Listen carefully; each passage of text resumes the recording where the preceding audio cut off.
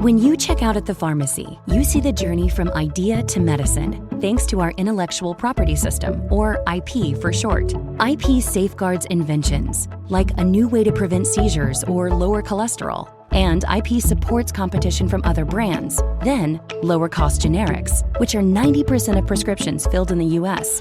Innovation, competition, lower costs, thanks to IP. Learn more at phrma.org/IP Works Wonders. Today's episode is sponsored by Smart Travel, a new podcast from NerdWallet. You know the feeling when you're trying to book a trip, too many choices, too much fine print, and no real way to know if you're actually getting the best deals? Smart Travel helps you skip that stress and book with confidence. NerdWallet's travel journalists break down the pros and cons of travel decisions, like when lounge access is worth paying for, how a travel agent could save you money, and which hotel loyalty programs give you the best value. So before you book, learn how to get the most out of your travel dollars. Follow Smart Travel on your favorite podcast app. And stay tuned later in the show for a special segment on travel.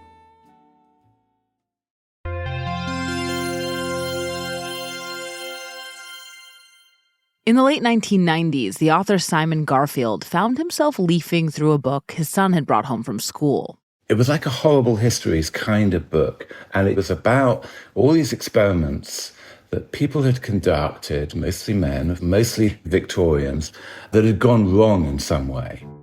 Like, think of scientists who caused eye-gouging, life-taking explosions while trying to isolate compounds and elements.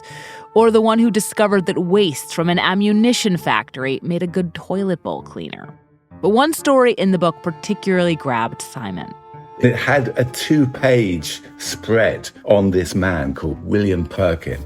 In 1856, Perkin was an 18-year-old chemist living in London, who was trying to find a way to make an artificial quinine to save troops dying in Africa and India of malaria. So one day in his lab, Perkin was attempting to do just that. And he got one element of the molecule wrong. Instead of quinine, Perkin had made something new. A sort of dark, purpley sludge.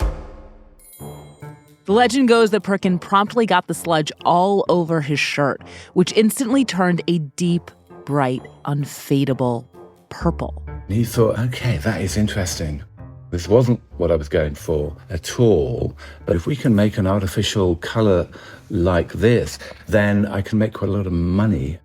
Up to this point, all clothing dyes had come from some natural source, and it had been particularly difficult to afford purple. Which you could normally only make by gathering, 1 million shellfish from the Mediterranean shore, which was where purple came from.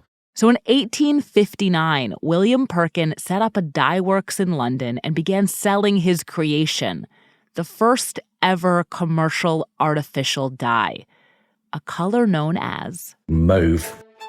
And people sort of just couldn't get enough of this color. Queen Victoria started to wear it, and soon the world seemed to come down with a fever for it. What I think Punch magazine called mauve measles. Everyone wanted it. It was like the equivalent of millennial pink if no one had ever been able to afford anything in any shade of pink before. And mauve was just the start. Once you could make mauve, you could make any other color of the rainbow as well. Mauve was the first of what would become hundreds of artificial dyes that technicolored our lives, altering clothing and fashion as well as medicine and food. But it also paved the way for something we take as much for granted as a purple t-shirt. The idea that a scientist and inventor like William Perkin should also be an entrepreneur. He had sort of bust that boundary. It was one of the very, very first applications of pure chemistry into the industrial world. To Simon Garfield, mauve obviously deserved more than 2 pages in his son's paperback about chemistry catastrophes. It deserved a book of its own. So he wrote one. I kind of always quite liked the idea of taking a single topic that was a bit more unexpected. When the book was published in 2000, the title was a no-brainer. It was called Mauve. But Simon also knew he needed a subtitle that would help sell his honestly kind of oddball book, that would position this very precise topic as expansive, exciting, and important. And the subtitle, which I now find slightly embarrassing, is How One Man Invented a Color That Changed the World. Why do you find it embarrassing? It's not embarrassing because it's wrong or anything as such. It's a truism. But there have been so many of those kind of things. All these other books about, something that changed the world. Banana, the fate of the fruit that changed the world. The golden thread, how fabric changed history. How Iceland changed the world. The map that changed the world. The city that changed the world. The corporation that changed the world. 10 tomatoes that changed the world. Mauve is one of scores, if not by this point, hundreds of books that promise their seemingly mundane subjects have changed the world. So, have they?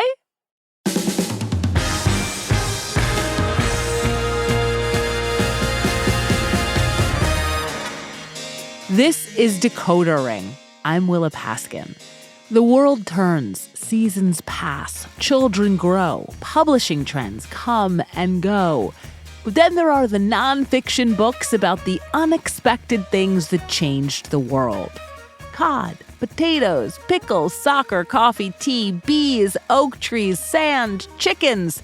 There are books about all of them and many more besides, with the phrase change the world or something similarly grandiose right there in the title. Where does this trend come from? Why has it been so persistent? And should I stop skeptically thinking, really, whenever I see a book like this? In this episode, we're going to answer all of these questions by establishing this trend's origins and, most of all, by roping in a number of authors of books just like this to make their case directly to us. So today on Decoder Ring, how did that change the world?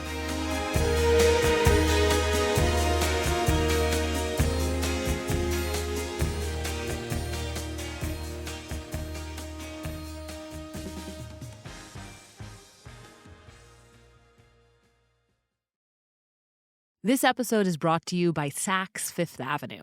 Shopping at Saks is the perfect way to discover the latest styles, elevate your everyday look, and refresh your wardrobe just in time for spring. At Saks, you'll find inspiration for every occasion, from casual outfits to special events. One of the things I like about Saks is just how many different brands and designers they have, and how easy it is to mix and match them while putting an outfit together. Bodhi, Eileen Fisher, APC, Rachel Comey, and so much more. They have clothes for every occasion, be it a work event, a party, a date, or just a lounge around the house. Whether you're refreshing your entire wardrobe or shopping for a vacation, Saks makes it fun and easy. Saks.com is personalized with arrivals from brands picked just for you, making it simple to find inspiration for your everyday style. So if you're looking for a fun, effortless shopping experience and want to elevate your personal style, head to Saks.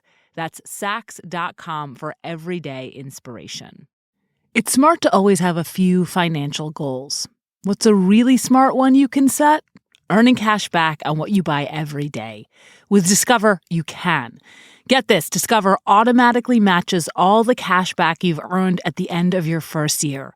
Seriously, all of it. Discover trusts you make smart decisions. After all, you listen to this show.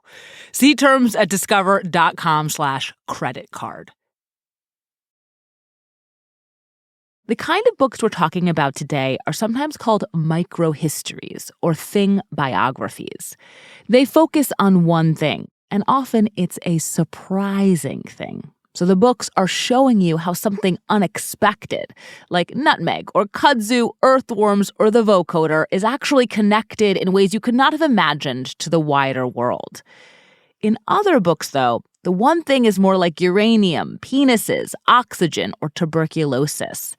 It's presented as so obviously important, we've become blind to its relevance, or really could stand to grasp it even more. These books do not all have the exact phrase "changed the world" in their title, but many have some kind of bold, grand claim there. or make that argument over the course of the text. If you chart the publication dates of volumes like this, there is a clear moment when they went from being rare and sporadic to ubiquitous and plentiful. And there are two books in particular that are responsible for this change. And to tell you about them, I'm going to take a page out of the books themselves. Because whatever the topic, they tend to reveal that their subject's origins go back much further than you'd think. And so we're going to start our story 300 years ago, in the middle of the Age of Sail. That's the period in European history when trade, exploration, and war were all taking place on the high seas, and when surprisingly often, sailors had no goddamn idea where they were. Oh, they knew how far north or south of the equator they were. Apparently, a good sailor can figure that out from the sun. But when it came to east and west, they had about as much clue as a tourist without a data plan. Another way to say this is sailors could calculate their latitude, which is where they were relative to the lines that circle the globe like belts, but not their longitude, the lines that slice it up and down like an orange. And not knowing your longitude was not a minor problem. Ships regularly smashed into land they didn't know was there. And if they stuck only to the established trade routes, they were easy targets for piracy and conflict. The problem was so bad that nations offered rewards of tremendous fortunes to anyone who could solve it, even though there was already a theoretical solution. A ship should be able to calculate its longitude by comparing the time on board, which could be determined by looking at the sun, to the time at another set point, like its home port. What was needed then was just a clock. But building a clock that could accurately keep the time of a boat's home port while said boat was at sea, in rolling waves and storms, in varying temperatures, in corrosive water, was such an enormous technical challenge that many people thought it was impossible. But in the early 1700s, an Englishman named John Harrison, with no education or even apprenticeship in clockmaking, devoted decades of his life to the task, overcoming skeptics and obstructionists to prototype, test, and build a clock that could stay true. His invention, the marine chronometer, solved the problem of longitude. It changed sailing, exploration, trade, and geopolitics forever. Yet despite all of this, few people had heard of John Harrison in 1993, 300 years after his birth, when Harvard Magazine ran a cover story about a symposium on longitude. I remember climbing into bed that night at around 11 o'clock and reading this article and thinking to myself, there's a book here. George Gibson, who is now the executive editor at Grove Atlantic, was then the publisher of Walker and Company. I mean, John Harrison's invention was so seismic. I mean, it really changed not just the way seamen navigated, but the way countries interacted with each other, because trade suddenly became much more doable.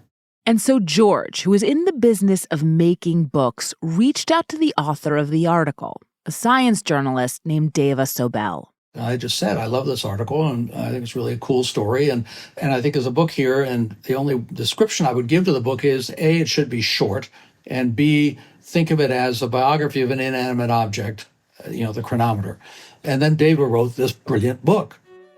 Deva Sobel's Longitude, the true story of a lone genius who solved the greatest scientific problem of his time, was released by George's publishing house in 1995.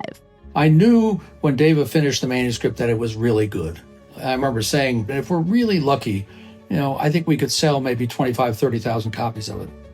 And we ended up selling 150,000, 160,000 copies of it in hardcover. And it became, a phenomenon.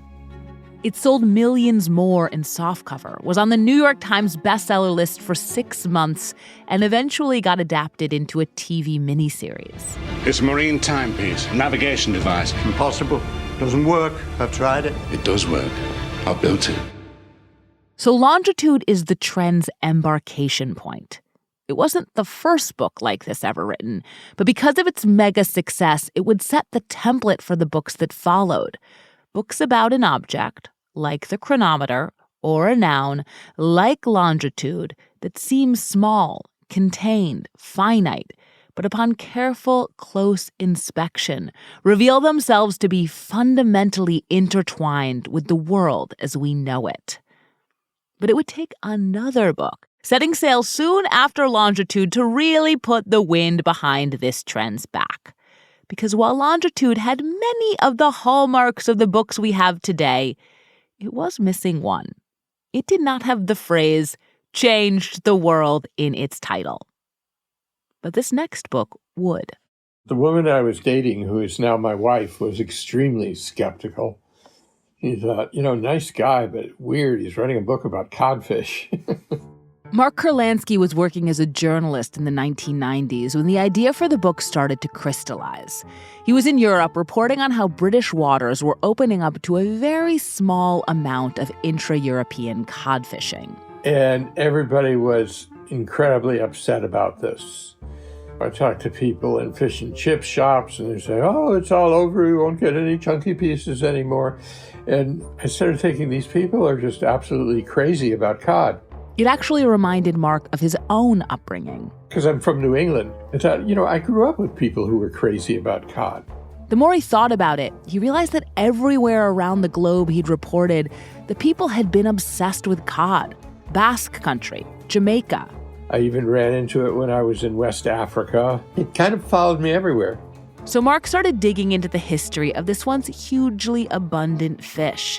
He learned Basque fishermen had been catching it in North America long before the so-called discovery of the New World. Just one of the many fascinating details he found. Cod really united the Atlantic and brought Europe and the Americas together. Much more so than, Columbus. John Smith was going around trying to get Englishmen to settle and colonize North America. And what was he talking about? He was talking about cod. And I started thinking, this is a great story. And George Gibson, the same man who had published Longitude, agreed. I remember getting a call out of the blue just to say, I got this thing from Mark, and would you be interested? And I'm instantly, because I like the idea of short books about particular topics, I said, absolutely. They published the book in 1997. Its title was Cod, a biography of the fish that changed the world by Mark Kurlansky. Who came up with a biography of the fish that changed the world? I did. I didn't have this idea I was writing a bestseller. I had this idea I was writing a funny little book. But like Longitude, Cod sold millions of copies. On the publishing end of things, these books worked like a 1-2 punch, signaling that there was a market in thing biographies. As publishers, to some degree, we're all copycats. We see what's happening with someone else and we say, oh, that's interesting, and we could do that. And it wasn't just publishers. Many of the authors we talked to pointed specifically, again and again, to Longitude and Cod as their inspirations. And many books followed them, including Simon Garfield's Mauve and Mark Kurlansky's own follow-up, Salt, A History. But if everything I've told you so far explains how this trend started when it did, I want to turn now to why it started when it did. Because these kinds of books had existed for a long time. All the way back in the 1800s, British magazines were publishing it narratives, fictional biographies told from the perspective of objects like a coat or a coin. Moving into the 20th century, there was a surprisingly jocular, self-proclaimed biography of typhus. John McPhee's monograph about oranges and the scholar Sidney Mintz's study of sugar, as well as books about the pencil and corn. So what was it about the 1990s that turned these from one-offs into a trend? I think the reason that these caught fire when they did was because they helped to explain the world after the end of the Cold War. Bronwyn Everill is a lecturer at the Princeton Writing Program, and she's written about books like this. I think it really was a particular cultural moment, like needing a new way of thinking about how history is shaped by forces other than states being in a constant tension with each other. For 50 years, the Cold War had been the defining fact of geopolitics. What shaped the world was ideologies and armies and nations and great men. Now it was over. And Bronwyn thinks that history writers could be a little more counterintuitive, have a little more fun, and they could do it while also supplying people with something they needed. A way to think about this new, globalizing, post-Cold War world. Like, what is history? Like, oh, can we go back and look at all these other things in history that may have actually been threads that now we can pick up? Oh, okay, trade shapes the world as well as geopolitics, right? Chronometers had helped ships travel to the far corners of the earth. Cod and salt had been factors in cultural transmission and global conflict. Dyes like Mauve had been a part of industry and wardrobes the world over. These things might seem like trivial commodities, but they were connected to world historical events. Did you know that there were trade wars between Britain and Iceland over who controlled cod? Did you know that the American Revolution had this weird cod element? I guess part of the lesson is oh, these seemingly frivolous things can change the world. Bronwyn's theory makes intuitive sense to me. These thing biographies took off in the 90s as objects were once again hurtling around the globe, and change seemed inherently good. And we had the time and space to seriously consider the seemingly not so serious. The only wrinkle is, you'd figure books birthed in such a specific context would have faded away as that context changed.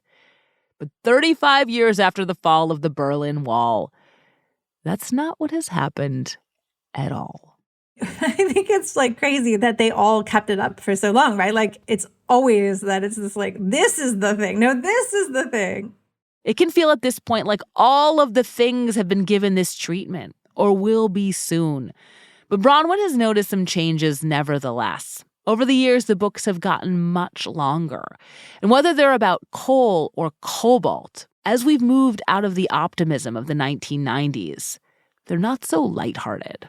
I think that they've just gotten a lot darker, right? It's these commodity histories are much more focused on the unexpected ways that a single thing will wreck the world. Some work, some don't.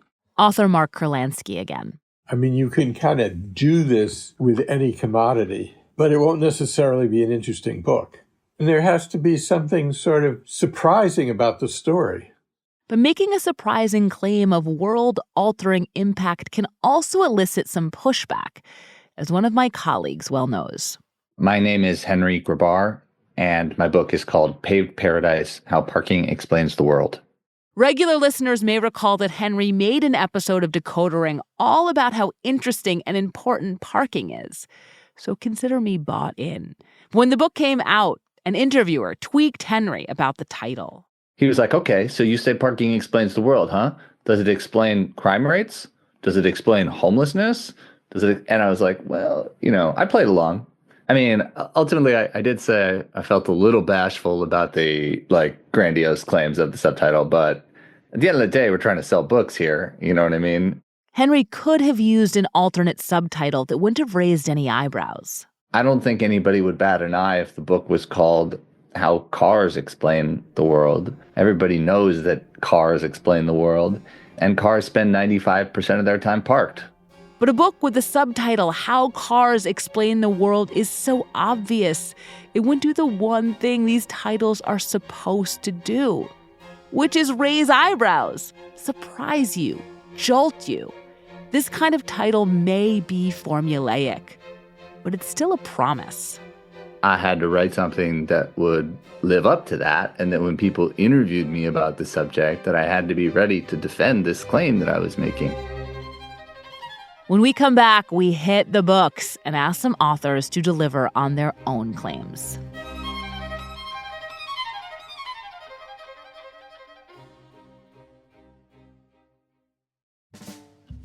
Today's episode is sponsored by Smart Travel, a new podcast from NerdWallet. NerdWallet's travel journalists break down the pros and cons of travel decisions, like when premium economy is worth it and when you're just paying extra for a slightly bigger armrest, or whether booking direct is cheaper than using third-party sites. I've definitely planned and gone on trips and found the planning especially very overwhelming and could have used clear and helpful guidance. I'll give you my one travel tip, though. When I was in college, I studied abroad and I had an enormous, giant backpack that was honestly like the size of myself. And it was way overpacked. So that is my tip. Overpacking. Don't do it. But it was in packing this thing every single day, every morning and every night, that I learned the importance of rolling up clothing items. And I do that now when I pack anything. And it really does help me pack a lot less, or at least make it take up a smaller amount of space. I am known among some of my friends as a light packer, and I take a lot of pride in it. Having that extra confidence and a little less stress can make all the difference when you're planning an amazing trip. So before you book, learn how to get the most out of your travel dollars. Follow Smart Travel on your favorite podcast app. This new year, why not let Audible expand your life by listening? Explore over 1 million audiobooks, podcasts, and exclusive Audible originals that'll inspire and motivate you. I've been listening to Wesley Morris's energetic The Wonder of Stevie, all about Stevie Wonder, and I'm sure there's something you'll like too. Just open the app and tap into your well-being with advice and insight from leading influencers, experts, and professionals. Whatever your focus or interest, there's a listen for it on Audible. You'll find titles on health, relationships, career, finance, and so much more. Let Audible help you reach the goals you set for yourself. Start listening today when you sign up for a free 30-day trial at audible.com/decoder. New members can try Audible now free for 30 days with your first audiobook included. Visit audible.com/decoder or text decoder to 500-500. That's audible.com/decoder or text decoder to 500-500.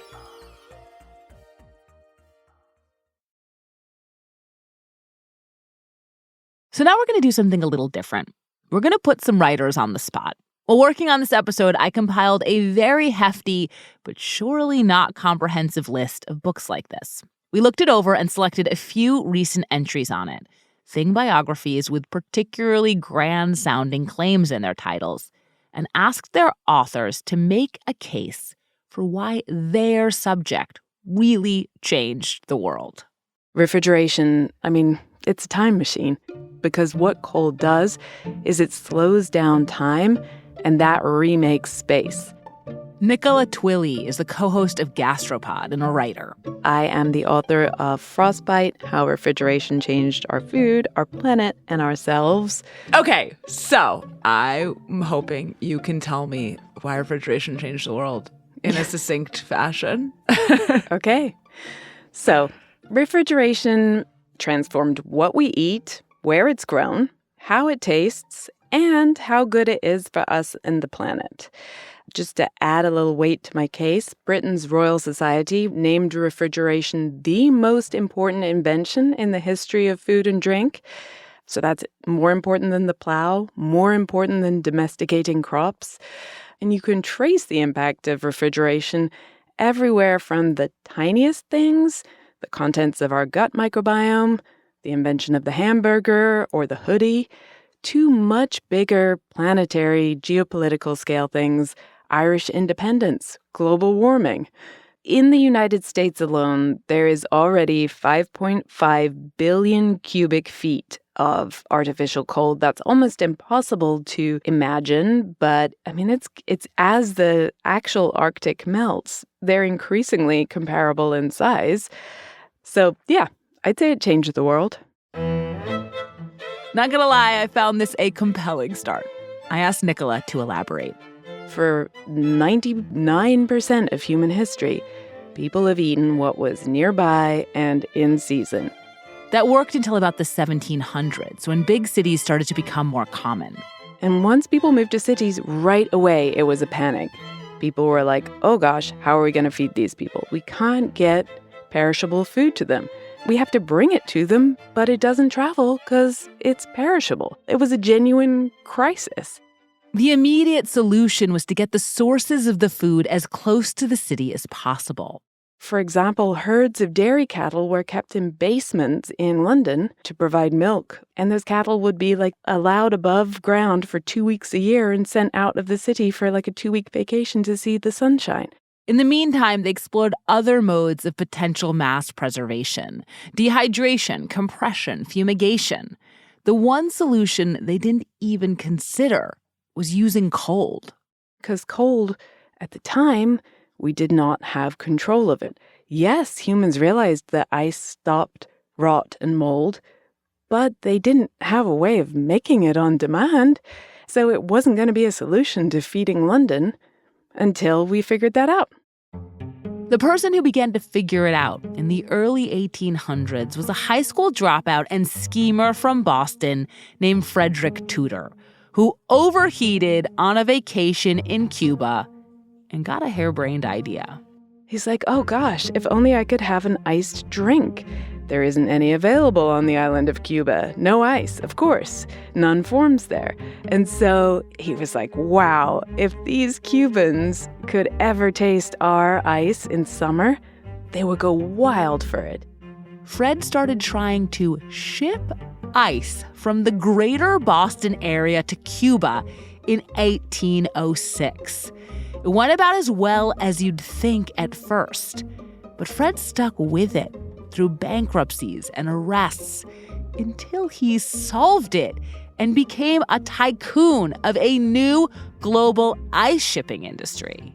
And he is shipping ice around the world to India, to South Africa. And once people have enough regular guaranteed access to cold, they're like, wow, this is useful.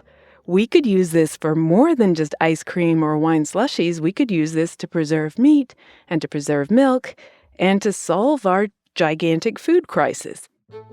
Scientists and engineers got serious about ice-making technology until they were able to produce cold on demand. By the 1880s, they'd created refrigerated rail cars that could transport food over long distances. And to see the kind of huge cascading effects this would have, let's just look at what happened to meat. The quantity of imported meat just goes through the roof. The price falls to nothing. The amount of meat people eat skyrockets in a decade. And the change isn't just to our diet. You no longer had to bring living cows close to every city. Instead, you could chop them up and ship their parts cold. So in America, you get the centralization of slaughterhouses and the infamous Chicago stockyards, out of which would eventually come many of our food regulation laws, and to be able to chop up meat on an industrial scale, something called the disassembly line. Which then Henry Ford copied for his groundbreaking assembly line, which revolutionized manufacturing. All of these things, refrigeration is the thing that allowed them to happen. Now, how did refrigeration lead to Irish independence? Yeah, so, I mean, with all due respect to the people of Ireland, there are a lot of facets here. But before you could ship meat around the world, Ireland was basically the meat growing resource for England. Until refrigeration comes along, suddenly you can ship meat that has been raised in Australia, New Zealand, South America, undercut the Irish. Suddenly the price of Irish cattle collapsed. For English landowners, that collapse in price upended the incentives of staying in Ireland. So many of them stopped resisting the independence movement quite so fiercely. And that is the turning point in allowing Ireland to become an independent nation again. I started out being like, that's a stretch. People are going to shoot me down if I say this. And then I would read academic papers crediting refrigeration with Irish independence and be like, oh, maybe I'm not nuts. Maybe it really is the precondition that allowed a lot of these much bigger forces that are maybe more visible to people. Refrigeration made them possible. It didn't make them inevitable. It made them possible. And listen, I only wrote about food. Cooling has even more transformative impacts that I didn't write about if you want to, truly change the world. Like the most obvious, very important thing that it's connected to is global warming. Yeah. What happens when the billions of people around the world who don't have a US-style cold chain right now get one? As it is now, it's already responsible for the same emissions as aviation. And we hear all the time, oh, you shouldn't fly.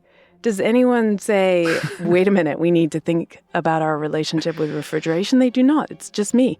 So, I mean, I don't ever want someone to come away from the book being like, wow, you hate refrigeration, because that is absolutely not true. Refrigeration has changed, like I say, everything about what we eat, where it's grown, how it tastes, all of these things. Why don't we also look at its costs as well as its benefits? Speaking with Nicola, I felt a bit sheepish for ever having doubted refrigeration's importance. And it's even easier to take our next subject with a claim to changing the world for granted. When you think about the pyramids, for example, people tend to think about chisels and wooden sledges and ramps, but nobody ever thinks about rope. Tim Queenie is a writer and lifelong sailor with a book coming out this August. And the book is Rope, How a Bundle of Twisted Fibers Became the Backbone of Civilization. So how did rope become the backbone of civilization? Well, I think it's really one of humanity's big early inventions. It's right up there with learning to use fire and stone tools. You twist some plant fibers together, and you get this tool that you can do all this great stuff with. You can haul things with it. You can lift things with it. You can bind things together so you can organize all your stuff. And you can tie up the family cow so it doesn't go wandering off. And I think its very ubiquity, its very usefulness has led it to sort of disappear and become generic. So this is a thing that I realized I actually had never thought about. Like, what is rope? What takes fiber and makes it rope? Right. What is rope? So it was made originally from just simple grasses that people would find. You take the fibers and you spin them together just like spinning yarns. And then you spin the yarns together into what are called strands. And then the strands are twisted together, always changing the direction of twist each time you go up the ladder. So it's like you're twisting and twisting and twisting, but in opposite directions, like multiple times, basically. Right, because what you're actually creating is you're creating this sort of helix. It's pretty amazing. It sort of calls for some abstract mathematical thinking. It's complex thinking humans, and not just humans, have been doing for a surprisingly long time. The oldest piece of rope ever discovered is actually 50,000 years old. And it shows that Neanderthals were making rope using this method, twisting it one way and then twisting it the other way. Eventually, Homo sapien civilizations, like those pyramid-building ancient Egyptians, figured out just how powerful the application of this tool could be. You know, if you have 500 workers, you need to move a 2-ton stone block. All 500 of them can't get their hands on that block to move it. But if you put a rope around it and extend it out in front, all 500 of them can haul away. And it wasn't just pyramids. Rope became essential to construction of all kinds, from scaffolding to Stonehenge to Gothic cathedrals. It's also been used to communicate, sometimes symbolically. Many cultures have love knots, but also concretely. The Inca, for example, used quipu, a horizontal string with vertical strings knotted onto it in different ways to convey complex numerical and bookkeeping information. But rope's real star turn was in and on ships, where it was an absolutely necessary ingredient to connecting and opening up the world. One of the most amazing examples is the Austronesian and then the Polynesian peoples moving across the Pacific, completely settling the Pacific using outrigger canoes that required rope for the rigging, but also used rope to tie the pieces of the boat together. And even more rope was required during a period we've already mentioned, starting in the 1500s, the Age of Sail. That's when instead of oar-powered galleys, suddenly you had huge sailing ships, all requiring tens of thousands of feet of rope to hold the masts up and control the sails. An 1840s whaling ship, for example, has something like 117 running rigging lines that the sailors have to know what each one of them are and what each one does. If If you're in the middle of a storm and it's nighttime, you can't be looking at the labels, and there are no labels, at which piece of rope you're going to use. You have to grab the right rope at the right time. So you have to learn what all these ropes do. Hence the term learning the ropes. But since their heyday on sailing ships, ropes have slipped back into the background. You may not know much about the new, extraordinarily strong, wackily named synthetic ropes. Tuaron, Technora, Spectra, Vectran, Kevlar. You also may not have considered that rope was an essential part of anything as flashy as lowering the Mars rover to the surface of the red planet. We're down to 86 meters per second at an altitude of 4 kilometers and descending. Without the rope, they couldn't have used the parachute to slow the lander down. And then the lander was actually lowered to the surface on Vectran ropes. Touchdown confirmed. We're safe on Mars. And you certainly haven't considered what Tim says might be in rope's future. Well, there's a type of device that's called a space elevator. The idea of a space elevator is that you'd have a super strong, super long rope made of a material called graphene.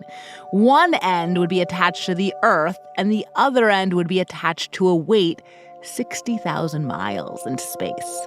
And now you can have crawlers that just crawl up this tether, and when you get up to 20,000 miles, you open the doors and push your satellite out, and it's in geosynchronous orbit. So it would be a great way to get to space, and you wouldn't have to use any rockets. So rope, I think it's kind of a metaphor for civilization in a way. You know, a bunch of small strands of fiber, they're not that useful, but you put them together and you get this great tool, and it's sort of like people working together can accomplish great things. Where would we be without string? It could be our most valuable thing. So rope, everywhere, but hiding in plain sight. Of course it changed the world.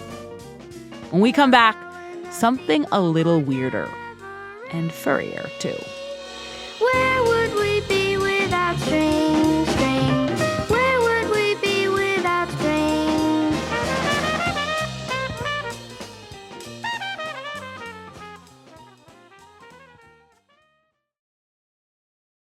This episode is brought to you by Saks Fifth Avenue. Shopping at Saks is the perfect way to discover the latest styles, elevate your everyday look, and refresh your wardrobe just in time for spring. At Saks, you'll find inspiration for every occasion, from casual outfits to special events. One of the things I like about Saks is just how many different brands and designers they have, and how easy it is to mix and match them while putting an outfit together. Bodhi, Eileen Fisher, APC, Rachel Comey, and so much more. They have clothes for every occasion, be it a work event, a party, a date, or just a lounge around the house. Whether you're refreshing your entire wardrobe or shopping for a vacation, Saks makes it fun and easy. Saks.com is personalized with arrivals from brands picked just for you, making it simple to find inspiration for your everyday style. So if you're looking for a fun, effortless shopping experience and want to elevate your personal style, head to Saks. That's Saks.com for everyday inspiration.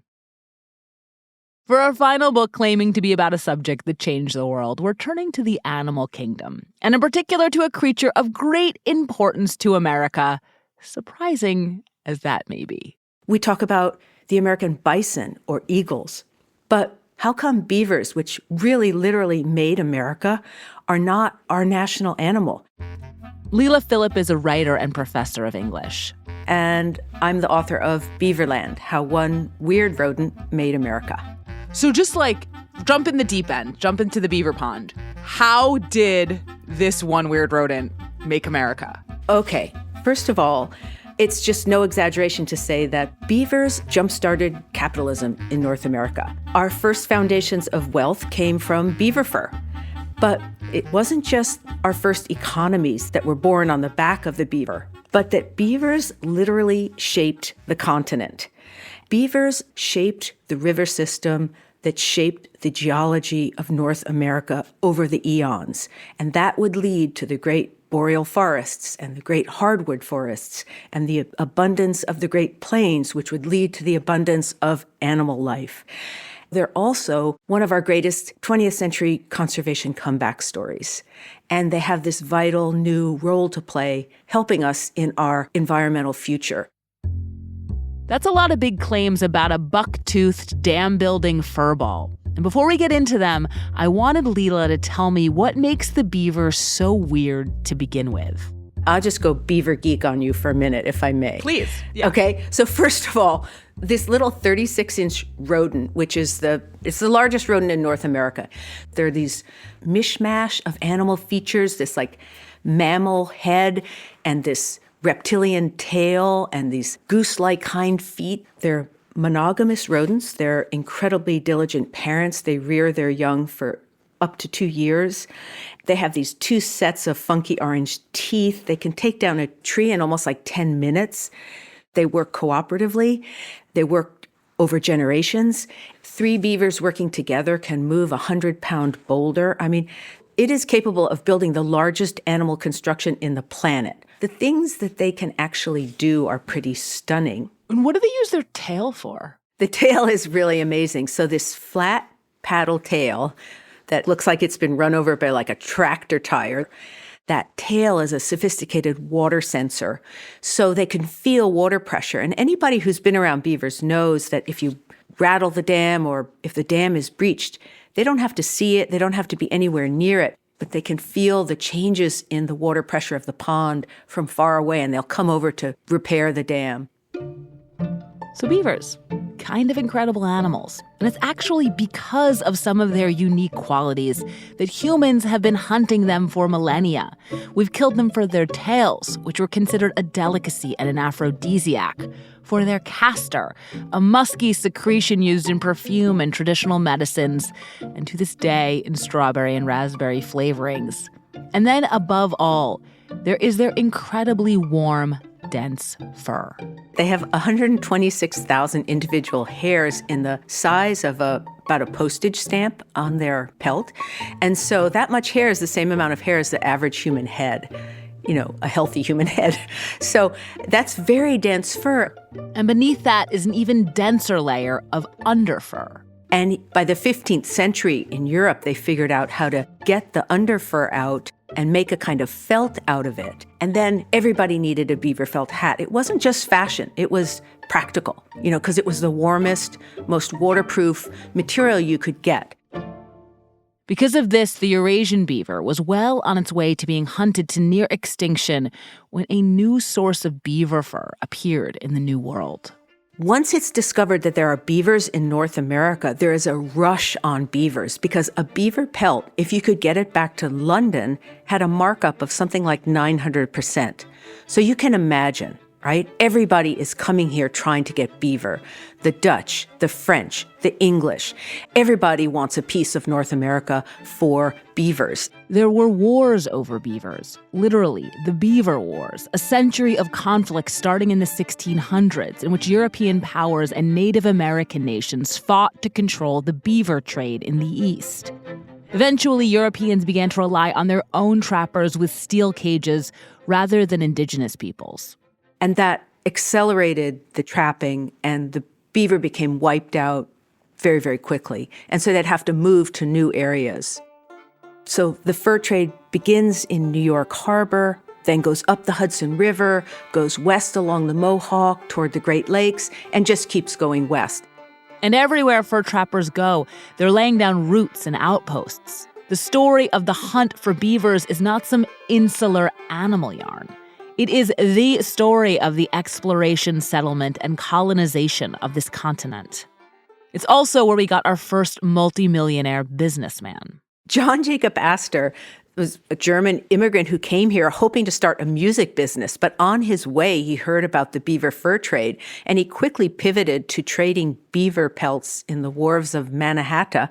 And by the time he was like 25, he was already an incredibly wealthy man and founded a global trading empire. The first American settlement west of the Rockies was established by Astor and was called Astoria in Oregon. Astor's company, the American Fur Company, was America's first multinational business and a monopoly that turned him into the richest man in the world. So it was the beaver trade that established an American oligarch and helped jumpstart capitalism in North America, and played no small part in the War of 1812 to boot. When Astor extracted himself from the company, his fortunes continued to rise. But those of the beavers did not. By 1810, they've exterminated the beaver. For millennia, there had been around 400 million beavers in North America. But in just a few decades, they were hunted down to practically nothing. In their absence, we forgot exactly what streams and rivers and watersheds were like when beavers were around, constantly damming them up. And we might still not remember if this familiar story about an animal hunted to death hadn't taken a surprising turn. Theodore Roosevelt and early conservationists were really worried about American men going soft and this idea that we needed to save the wildlife so there could be hunting. If Americans lost their wilderness, what would we have? So we had to save it. And so beavers were part of that restoration. In the East, it was relatively straightforward. As industrialization proceeded, farmland started to rewild, and beavers, like deer and raccoons, proved surprisingly adept at moving into the spaces left behind. In the West, the efforts to restore beavers could be more dramatic. Like the beaver parachute program in Idaho, in 1946, where they literally dropped them in boxes from airplanes to try to get them back into the Idaho wilderness. Now into the air and down they swing, down to the ground near a stream or a lake. And a most unusual and novel trip ends for Mr. Beaver. Today, there are an estimated 10 to 15 million beavers in North America, and there are 1 million or so in Europe, some of whom just built a dam in the Czech Republic in the exact spot where the government was planning on building their own dam, saving them millions of dollars. And Leela says we need beavers now more than ever. Beavers are like this Swiss Army jackknife when you have environmental problems. The problem in particular is that we've destroyed our wetlands. We've lost 50% of them in the United States. So that's why when we get a scalding rain event, we get all these floods. And that's why when we get a drought, we're really cooked. The river has no water to replenish itself. But that's where beavers can help. So what beavers do is they'll move into a creek or a stream and they'll build a dam. And the water will swell out and they'll build a pond and another pond and another pond. Each pond has a wetland underneath it, a huge sponge underground that's holding at least 3 times as much water as you can see. And this is really, really important because that huge underground sponge is there to rehydrate the river in times of drought. All that water will go back into the stream system if there's a drought, and that the stream won't dry out, the creek won't dry out, the river won't dry out. And then if there's a flood, the entire river system can absorb that scalding rain. So you get 5 inches of rain in 2 days. No problem. The river system can absorb it. That sponge also is acting like the kidney of the river. It cleanses the water. So by the time the water gets down into the aquifer, it's clean. So that's why beavers have this really important new role to play for us, much more valuable than a pelt. We're facing some really serious challenges. We're going to need to reset our relationship to the natural world to get through this. And beavers, this animal that really did make America, we're so obsessed with looking at the moon and the stars for all our answers. But actually, I think the answers that are going to save us in the 21st century are probably under our feet. I like to think of myself as a curious person, but I also think of myself, and maybe like to think of myself, as a skeptical one. And as I said earlier, my interest in thing biographies was motivated by more than a little skepticism. A little eye roll I felt anytime I saw that someone was doing this yet again. And then I actually sat with more of these books, read them, thought about them, talked to more of their authors. And what I found is the ones that work really are not just about one weird thing that changed the world. That's the hook, the selling point, the trick. Really, what they're about is how intricately and unexpectedly connected the world is. Now, that we're all connected may be obvious. It may, in fact, be a cliche, a version of the butterfly effect. And it's easy enough to roll one's eyes about that. But what some of those books reminded me of is when those connections are illustrated correctly, they can still be kind of astounding. So yes, This format is a publishing trope. And for sure, not all of these books are fantastic or created equal. And you bet not everything changed the world as much as everything else. But starting small, looking hard, sussing out connections until a single surprising thing gives you insight into the biggest ones. That's an exercise I can get behind. Yeah, I mean, I think, to me at least, it reflects a kind of philosophy of wonder at the complexity of the world. I thought my colleague Henry Grabar, the author of Paved Paradise, How Parking Explains the World, put it very well. To me, it's almost like a philosophical shift in how you think about how the world is put together, and one that I think is kind of like a nice way to perceive the world, because you are constantly asking yourself, why does the leaf of a tree have the shape that it does? How did a brick come to be that size?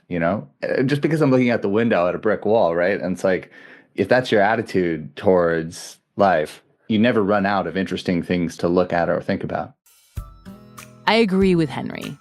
And I also don't think you'll be surprised to hear that there's already a book about the brick. And I can change the world. I'll be the sunlight in your universe. You would think my love was really something good. Baby, if I could change the world. This is Decoder Ring. I'm Willa Paskin.